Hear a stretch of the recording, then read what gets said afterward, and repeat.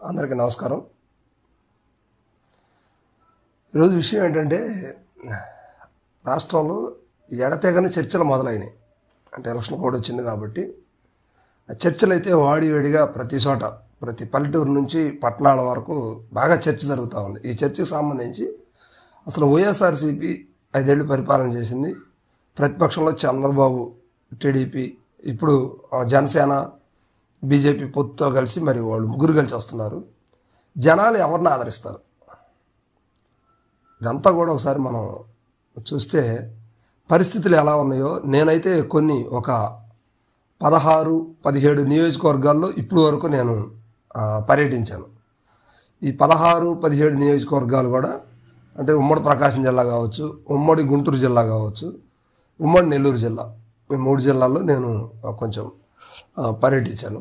అంటే అక్కడ జనాల వాడి వేడి ఎలా ఉందనేది మీతో షేర్ చేసుకోవడం కోసం ఈ వీడియో చేస్తున్నాను అనమాట. విషయం ఏంటంటే, ఇప్పుడు చంద్రబాబు నాయుడు నిన్న మోడీ గారిని తీసుకొచ్చేసి పవన్ కళ్యాణ్ ముగ్గురు కలిసేసి చిలకలూరుపేటలో ఒక భారీ బహిరంగ సభ పెట్టారు. ఓకే, మంచిగా సక్సెస్ అయింది, జనాలు కూడా బాగా వచ్చారు, ప్రోగ్రామ్ని సూపర్ హిట్ చేశారు. అయితే ఒక్క హామీ అయినా కూడా ఆంధ్రప్రదేశ్కి సంబంధించి ఒక్క హామీ అన్నా ఏదన్నా ప్రధానమంత్రి మోడీ గారు ఇస్తారు అనుకుంటే ఒక్క హామీ కూడా చెప్పలేదు. సో ఇదొకటి. ఎక్కడ అంటే జనాలు ఎంతమంది వస్తున్నారు, ఏం చేస్తున్నారు, రాకపోతే గ్రాఫిక్ చేద్దామా, లేకపోతే జనాలు వాళ్లే వేస్తారులే, నా మీద అభిమానం ఉందని ఈ కోణంలోకి వెళ్ళిపోతున్నారు. కానీ రాజకీయ నాయకులంతా కూడా అసలు ఆంధ్రప్రదేశ్కి ఆంధ్రప్రదేశ్ ప్రత్యేకత సంతరించుకున్నాక, ప్రత్యేక రాష్ట్రం అయినాక ఏం జరిగింది, అసలు ఆంధ్రప్రదేశ్కి ఏం మేలు జరుగుతుంది కేంద్రం నుంచి అనేది ఎవరు కూడా ఆలోచించట్లేదు. సరే, దీనికి ముందు అంటే మొన్న 10వ తారీఖు సిద్ధం మహాసభ కూడా జరిగింది. అక్కడ కూడా అంతే, ఆంధ్రప్రదేశ్కి ఏమి ఇవ్వాలి, ఏమి చెయ్యాలి, ఇదిగో ఆంధ్రప్రదేశ్కి భవిష్యత్తులో నేను ఇది ఇస్తున్నానని కూడా అక్కడ ఎక్కడా కూడా మెన్షన్ చేయలేదు జగన్మోహన్ రెడ్డి. సో ఏదో సంక్షేమ పథకాలు అంటున్నాడు, సంక్షేమ పథకాలు ఇస్తున్నాడు అంటున్నాడు. వీళ్ళేమో ఒక పక్క సంక్షేమ పథకాలు ఇస్తే సరిపోతుందా, అభివృద్ధి కావాలి కదా అని వీళ్ళు మాట్లాడుతూ ఉన్నారు. సో ఈ విధంగా జరుగుతూ ఉంది. అసలు జనాలు రేపొద్దున ఎవరికి ఓట్లు వేయాలి, ఎవరికి వేస్తారనేది నా ఇమాజినేషన్ బట్టి, నేను తిరిగిన దాన్ని బట్టి కొన్ని అంశాలు అయితే నేను చూశాను. ఇది మెయిన్ పాయింట్ గుర్తుపెట్టుకోండి. ఎందుకంటే ఆంధ్రప్రదేశ్లో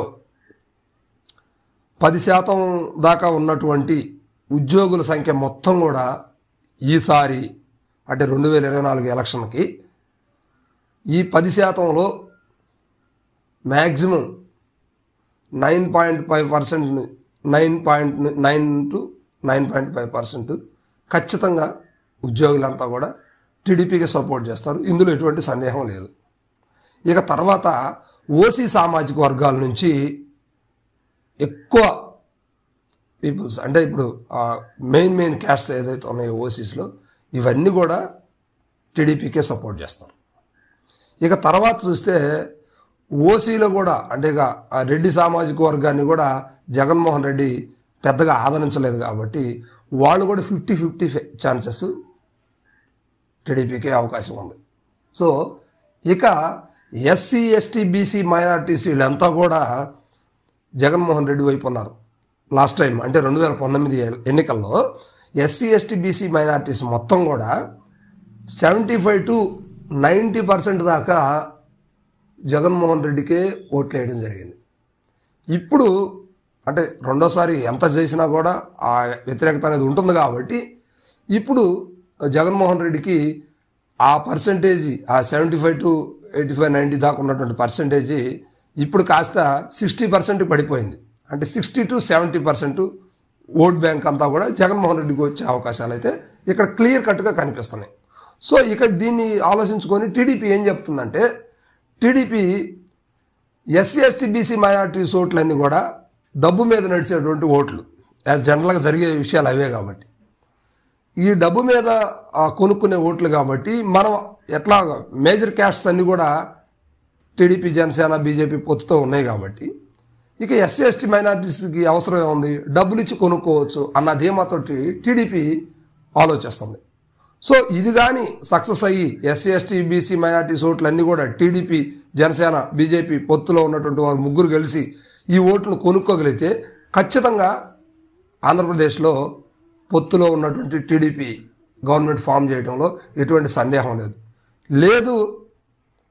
జగన్మోహన్ రెడ్డి ఇచ్చినటువంటి సంక్షేమ పథకాలు సంక్షేమ ఫలాలు అన్నీ కూడా 100% సక్సెస్ అయినాయి. ఈ ఎవరైతే ఎస్సీ ఎస్టీ బీసీ మైనార్టీస్ ఉన్నారో వీరందరూ కూడా జగన్మోహన్ రెడ్డికి ఆదరించే అవకాశాలు కానీ ఉండే పని అయితే ఖచ్చితంగా జగన్మోహన్ రెడ్డి సీఎం అవుతారు. అయితే కీలకమైన ఓట్లన్నీ కూడా ఎస్సీ ఎస్టీ బీసీ మైనార్టీ ఓట్లే.